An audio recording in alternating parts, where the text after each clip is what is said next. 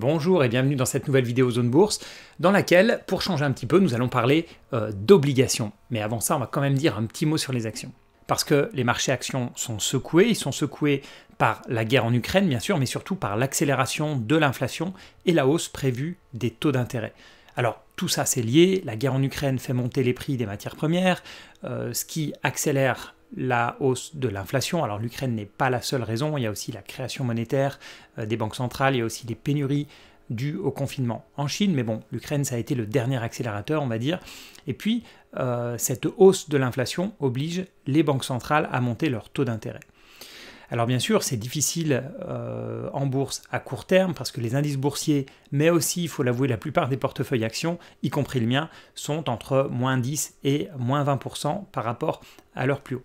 Alors, bien sûr, c'est pas de chance pour ceux qui viennent de rentrer sur les marchés, mais pour les autres, ceux qui sont sur les marchés depuis plusieurs années, voire plusieurs décennies, il ne faut pas trop se plaindre. On a quand même une décennie, voire un petit peu plus d'une décennie qui a été assez incroyable en termes de performance.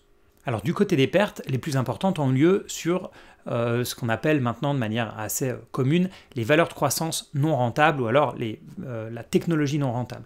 Alors il y a des centaines de valeurs qu'on peut classer un peu là-dedans, il n'y a pas d'indice dédié, mais le plus simple, ça reste de regarder le fonds ARK Innovation de Cathie Wood, qui est vraiment représentatif de ce secteur ou de ce sous-secteur, qui est en baisse de 70% par rapport à ses plus hauts. Le plus haut ayant été atteint à peu près en février-mars 2021.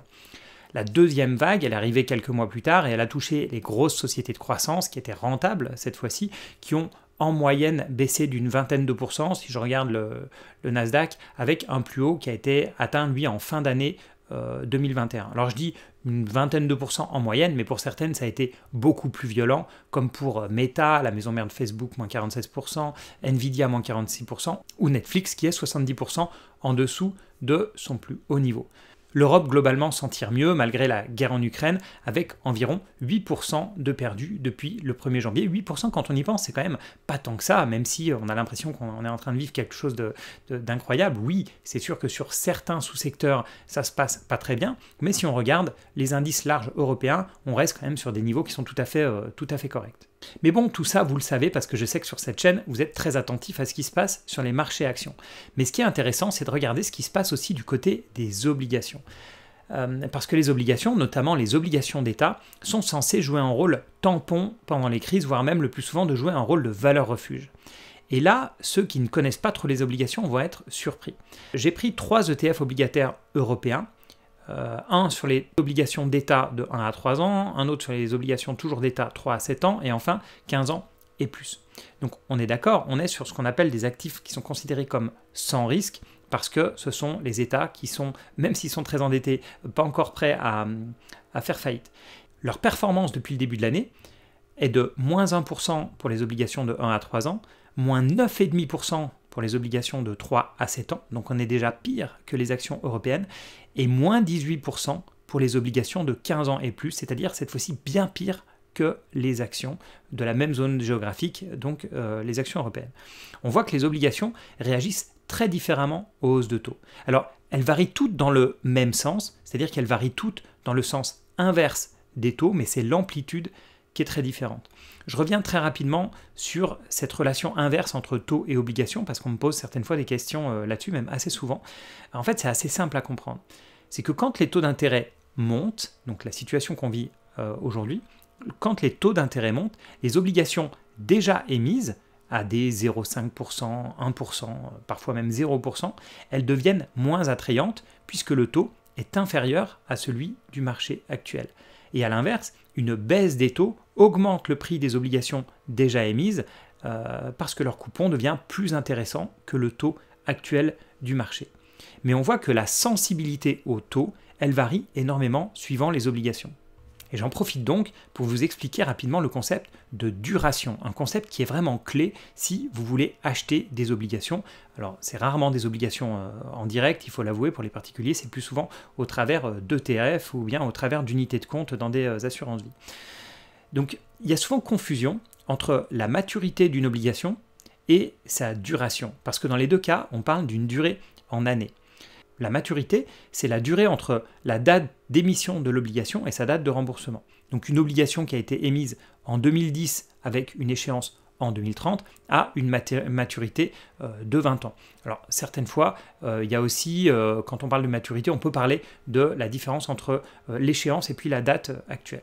Mais en fait, c'est là où c'est difficile de parler parfois d'obligations long terme, court terme, parce que cette fameuse obligation émise en 2010, échéance 2030, quand on sera en 2029, elle sera à 1 an d'être remboursée. Donc même si c'est à la base, elle a été émise comme une obligation à long terme, une obligation sur 20 ans, elle va traiter à la fin comme une obligation court terme, puisqu'il ne lui restera plus qu'un an à être remboursé.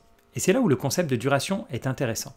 La duration, elle mesure la sensibilité d'une obligation au taux d'intérêt. Si une obligation a une duration de 5 ans, ça veut dire que sa valeur va augmenter d'environ 5% pour chaque baisse de 1% des taux. Et à l'inverse, si les taux, comme aujourd'hui, montent de 1%, la valeur de l'obligation va baisser d'environ 5%. Alors je ne vais pas rentrer dans les calculs, mais les deux facteurs qui influent le plus, c'est bien sûr la date d'échéance de l'obligation, c'est normal, mais aussi les coupons qui vont être reçus. En fait, plus l'obligation va payer de gros coupons, plus elle va avoir une faible duration, parce que comme elle nous donne plus d'argent plus tôt, elle est moins sensible au taux. C'est un peu comme si elle était remboursée plus rapidement, de manière plus courte. Donc la duration est elle aussi plus courte.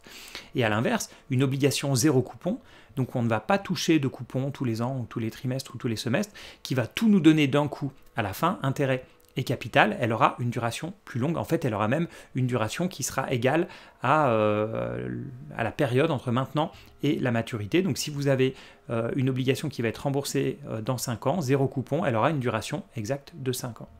En fait, ce qu'il faut juste comprendre avec la duration, c'est que c'est vraiment un outil qui est capital parce qu'il nous permet de comparer la sensibilité au taux d'obligations très différentes. Vous pouvez avoir 3 obligations qui vont être toutes remboursées en même temps, disons dans 3 ans. Mais il y en a une qui sera une vieille obligation qui a été émise il y a 17 ans avec un coupon de 6%. Une autre, ce sera une obligation qui a été émise avec un coupon de 0,5%. Et enfin, une dernière avec un taux à 0%. On a l'impression qu'elles ont le même time to maturity, que l'échéance va arriver dans le même nombre d'années. Mais vous allez trouver, si vous faites les calculs, les durations qui sont très différentes.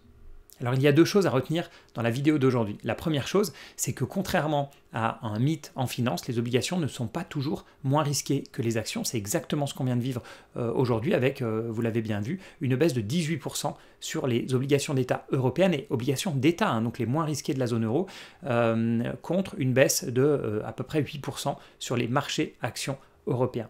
Et l'autre chose qui est important de retenir, c'est cette notion de duration. Parce que, vous l'avez compris, en fonction de ce que vous allez anticiper sur les taux d'intérêt, vous n'allez pas jouer des obligations de même duration. Si vous anticipez une baisse des taux d'intérêt, alors vous allez aller chercher les durations les plus longues. Et si vous anticipez une hausse des taux d'intérêt, vous allez essayer de vous protéger contre ces taux en prenant des sensibilités, une duration la plus basse possible. Alors je sais que beaucoup d'entre vous n'êtes pas investis du tout en obligations, et pour de très bonnes raisons, c'est-à-dire que les obligations ne ramènent rien depuis plusieurs années, le marché est complètement manipulé par les banques centrales, mais c'est là où c'est le bon moment de commencer à se réintéresser aux obligations, au moins pour comprendre ce type de concept de duration, comprendre comment les obligations marchent, parce qu'on voit que ça reste assez compliqué pour les marchés actions, et plus les taux d'intérêt vont remonter, plus les obligations vont devenir un outil sur lequel on va pouvoir éventuellement revenir, bien sûr. Avant de revenir sur les obligations, il faut bien surveiller les taux d'intérêt réels, c'est-à-dire le taux d'intérêt des obligations moins le taux d'inflation, taux d'intérêt qui sont complètement négatifs aujourd'hui. C'est pour ça que ce n'est pas vraiment le moment de revenir sur les obligations, mais quand le ciseau sera passé, quand l'inflation aura baissé et que les taux d'intérêt seront montés de manière assez correcte, les taux réels seront redevenus bien positifs, alors il sera temps de revenir potentiellement sur ces obligations. Donc c'est pour ça que je ne vais pas hésiter à vous faire quelques vidéos sur le sujet pour vous familiariser un petit peu avec ce type d'actifs. Voilà, merci encore d'avoir regardé cette vidéo jusqu'au bout. N'oubliez pas de commenter, partager, vous mettez à chaque fois beaucoup de commentaires sur ces vidéos, c'est vraiment très sympa, beaucoup de commentaires très souvent positifs, donc merci encore, et moi je vous dis à bientôt pour une autre vidéo.